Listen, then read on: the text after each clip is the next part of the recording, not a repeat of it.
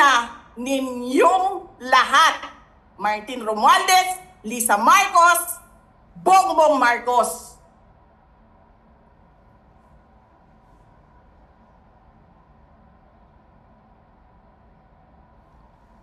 Ginigit-git nyo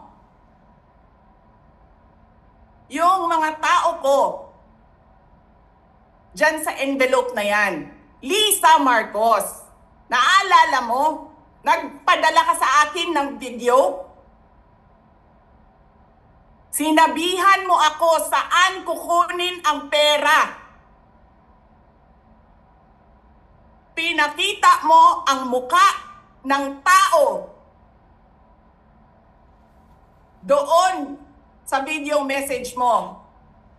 Hi, Nikki. This is she's been working with us for the longest time. We trust her.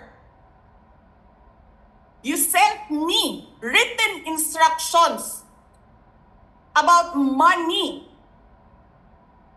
Millions a month.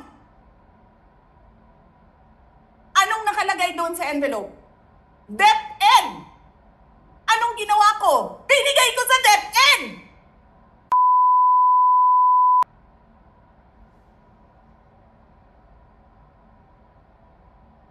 Wala ka kang posisyon sa gobyerno, namimigay ka ng pera ng gobyerno eh.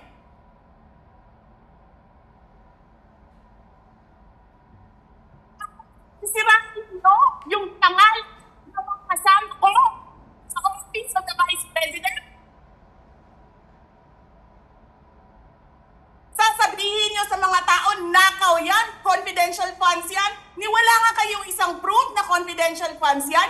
Naniwala lang kayo sa isang babae na ang pangalan ay Gloria Mercado na nagsabi confidential funds yan, na hindi nyo nga nilabas na wala pang confidential funds, meron ng white envelope. Kasi 2022 pa lang,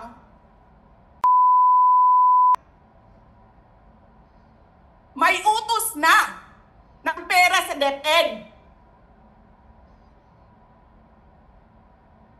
Tapos kami yung nagsisinungaling?